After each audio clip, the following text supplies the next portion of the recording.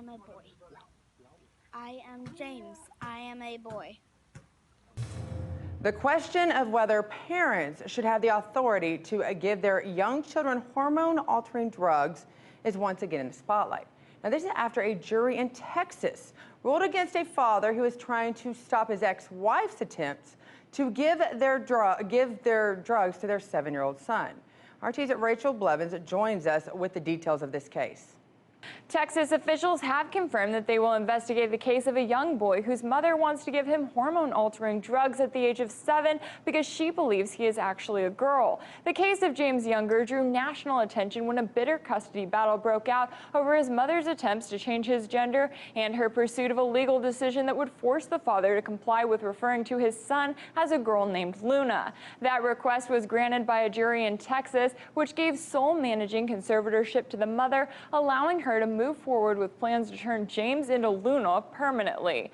But while the transition may start with the child wearing pink dresses and using the girls' restroom at school, it will go on to include chemical castration and hormone replacement therapy, and it has sparked the question of whether a 7-year-old is ready to make a decision that will impact the rest of his life. The father has also argued that James does not present the symptoms of gender dysphoria because he only wants to be called Luna when he is with his mom, and he insists he is a boy when he is with his dad.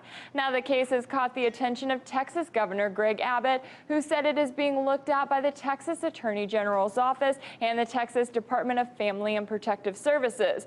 Current laws in Texas do not prohibit parents or legal guardians from giving minors hormone-altering drugs such as puberty blockers, but some state lawmakers are now calling for a change. Republican State Representative Matt Krause promised to introduce legislation that would prohibit the use of puberty blockers on all children under the age of 18. Such laws could impact cases involving older children, such as one in Canada where a court ruled in favor of a 14-year-old whose father was trying to stop the child's transition from female to male. The case in Texas has also sparked an outcry online, and a petition on change.org seeking to, quote, save the child from chemical castration has received more than 222,000 signatures and counting.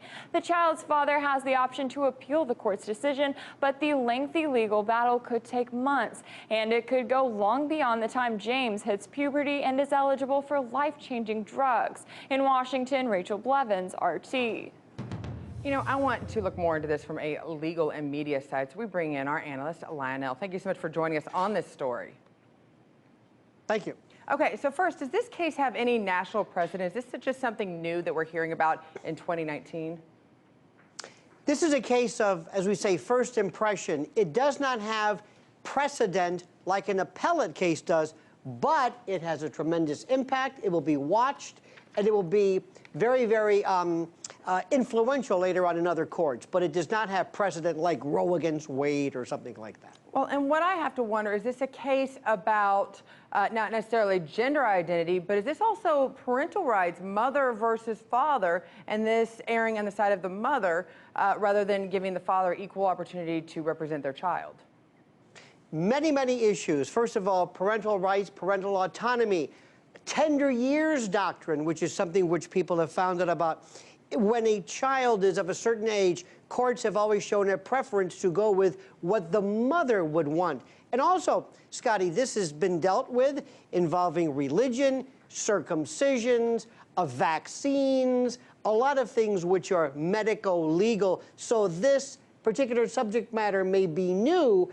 The issues themselves are heard all the time, but in different areas. Well, it's interesting that you bring up medical intervention. You say this is parallel to that. In what ways do you kind of see the same characteristics?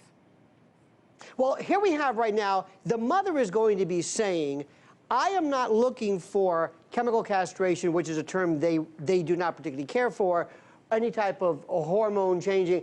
I'm merely trying to have this child, Luna, James, assigned or referred to as Luna. I merely am trying to have his, or now her, identity acknowledged by the father.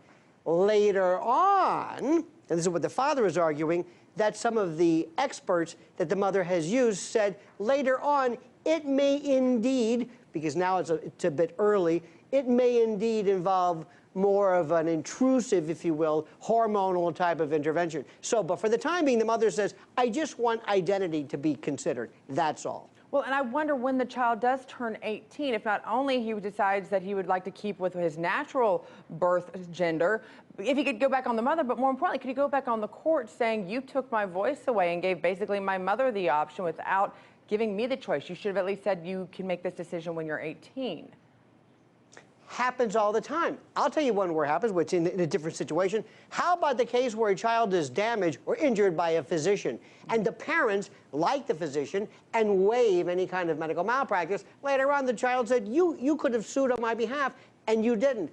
What's interesting, though, Scotty, is, let me just say, this is a jury trial. You should also look at the background. This is acrimony. This is ex-husband and wife. This has a lot of, as most people would know, all of the earmarks of family court. This is a very contentious case and goes way back. It's very odd also, compared to most jurisdictions, where a jury gets to hear this. The judge has the ultimate decision whether to go along with the jury's decision, which, by the way, doesn't really order castration, chemical castration, or whatever you want to call it. But you also have now the governor who says, either way, I'm going to intervene. I'm going to have protective services look at this. So you're going to have this at the court level, parental level, regulatory level, state level, governmental level. This is going to be monumental in terms of its impact around the country. You know, you're absolutely right about that, because you're dealing with a jury, number one, which to me seems very, very odd, but you don't know the backstory. Obviously, the marriage did not go well, and sometimes kids are put in between. This even opens up another element. The child literally is becoming in between. Real quick, can the state of Texas actually legally intervene, or is this going to become a federal choice at some point? Oh, absolutely, because the state could act in loco parentis, in the place of a parent, and the overwhelming, absolute, overreaching, or the writing determination is going to be what is in the best interest for the child. How do you balance the equities? But if you have, for example, in the case of a parent who thinks that medical, let's say, treatment should be withheld in the case of diabetes or surgery, the states have always intervened. So it's going to be a matter of what the experts say and how the issue is categorized. It's going to be fascinating. Well, it's going to be interesting to see how this plays out, because even though this just might be the first, we know there's going to be lots more that come along and follow this precedent. Thank you so much, Lionel, for diving in. Thank you. Judge in Texas ruled today a father will be allowed to have input on a plan by his son's mother to transition the 7-year-old to female. That's according to media reports. Jeff Younger has been battling his former wife in court. She wants to start hormone therapy to transition the child. The judge ruled the parents will have joint conservatorship over the child. Last night, Texas Governor Greg Abbott said the state attorney general and Department of Family and Protective Services will look into that case. We'll track it as well. The father's trying to prevent the gendered transition of his son, James. But the mother says James is transgender and identifies as a girl called Luna. Both parents will remain as joint decision makers over the child following Thursday's ruling. According to his mother, James has seen himself as a girl since he was very young and prefers to wear dresses. The mother further insists on gender transition through hormone treatment, as he allegedly suffers from a disorder called gender dysphoria. Well, after the couple divorced, the father lost paternal control over the child's psychological treatment. He later found out that James had been going to a gender-affirming care program. This latest ruling means that James's father has got equal rights than with the mother to decide the child's case. We spoke to him earlier in the year when he laid out his fears. He said, "Mommy tells me I'm a girl." And I would ask him, you know, "Do you look like a girl?" And he'd say, "No, but Mommy tells me I'm a girl." I just wanted to verify it, and I sent her a text and said, you know, "Are you actually telling James that he's a girl?" And she's just replied simply yes, and then refused to talk to me about it. This story sparked all kinds of debate on all sides, from whether it's legal for a child to undergo gender transition at all to how it could influence their mental health long term. First of all, you have children specifically under the age of 12, and this is an actual legal issue. Most U.S. courts don't even consider opinions of children under the age of 12 because they are so impressionable, especially by parents who clearly are antagonistic against each other. They want their parents to love them. They're confused about what's going on. In general, custody issues alone are psychologically harmful for a child, much less when you throw something like this into it. I think it's far more important that we look about the custody matters, the hatred or the antagonism the parents against each other than we do about how this child has chosen to react with those and trying to please both parents in the middle of this. So we have to get professionals involved. The child should have agency in making their own decision. Fluidity in gender and sexuality is actually a thing since a very early age, and I agree. Professionals should be side by side with Luna or James, and should help and support and guide through this process. The trauma that a media circus and a legal battle over custody can cause at such an early age is considerable, especially when deciding over your own sexual and gender identity. I think I am obviously concerned about this. I am queer. I am also a child of divorced parents, and I would have really hated to find myself in such a situation while I'm trying to figure out who I am.